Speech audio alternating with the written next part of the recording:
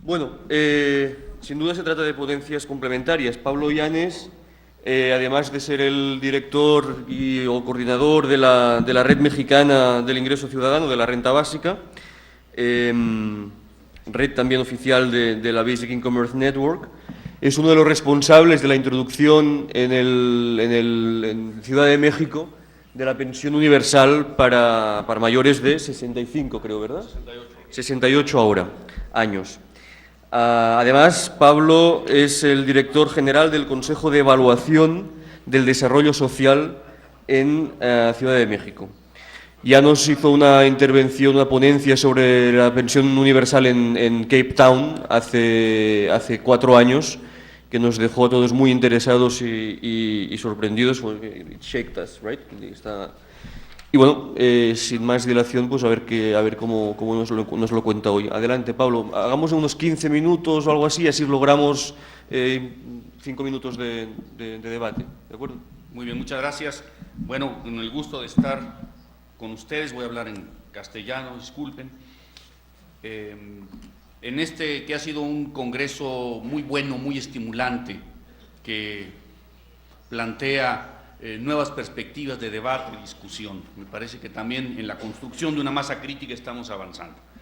Quisiera referirme rápidamente al tema de las perspectivas del ingreso ciudadano en América Latina, con algunos elementos de contexto que pueden ser relevantes. Mi apreciación es que hay una especie de consenso, en debate, por cierto, también, respecto al significado de la crisis del 2008 para América Latina y para el mundo. Digamos que hay una franja amplia que plantea que ha llegado el momento de revisar a fondo el modelo económico, el régimen de acumulación. Pero creo que ha llegado también el momento de revisar el modelo de política social. Hay que asumir que el tipo de política social que ha prevalecido en América Latina es una política social construida de manera funcional con el régimen de acumulación neoliberal.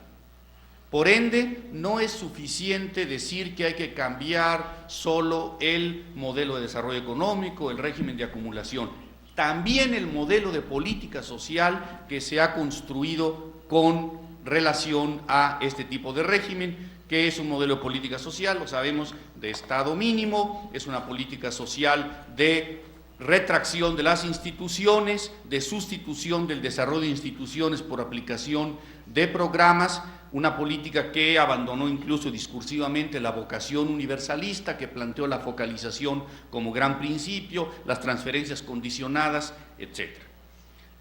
No solo hay que articular política social y política económica, hay que cambiar política económica y hay que también cambiar la política social. Por otro lado, asumir la debilidad estratégica que ha significado el comportamiento procíclico de la política social. En el caso de México es particularmente dramático por el significado de la crisis del 2008 que nos llevó a una caída del producto. Se está debatiendo ahora si es del 7 o del 9%. Estamos hablando de una caída vertical, profunda, que se acompaña de un comportamiento procíclico del gasto social, en el cual, cuando el gasto social es más necesario, menos recursos hay, y entonces se aplica la lógica de aumentar los impuestos, congelar el gasto, reducir el gasto social propiamente dicho.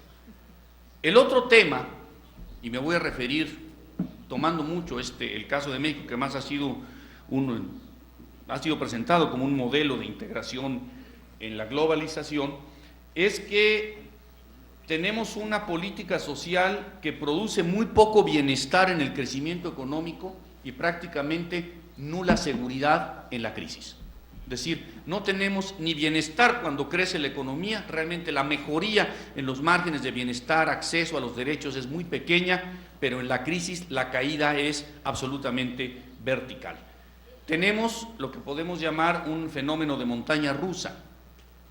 Crece muy lentamente la economía y el bienestar en los periodos de crecimiento y cae abruptamente. Y entonces La recuperación económica es tratar de recuperar en 5, 6, 7 años lo que se perdió en un año de crisis. Esto habla de un proceso en el cual de 20, 25, 30 años, en donde prácticamente no tenemos una mejoría sostenible de los índices de bienestar.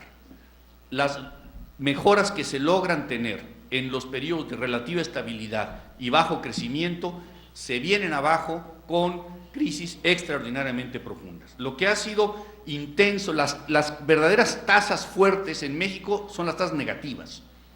Nunca hemos tenido en estos 30 años una tasa de crecimiento del 7, 8%, pero sí hemos tenido tasas de decrecimiento del 7 y 8%, por lo menos en el 95 y en el 2008. ¿Qué tenemos entonces?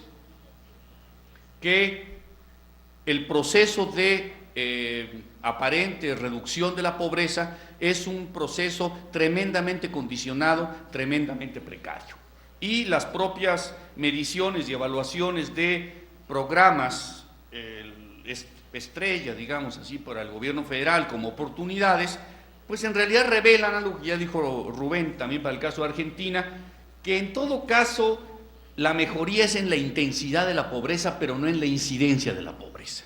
Es decir, los pobres siguen siendo más o menos los mismos, solo que son un poquito menos pobres. O sea, se ha cerrado la brecha al interior de los pobres, pero no se ha necesariamente cerrado la brecha entre los pobres y el resto de la sociedad.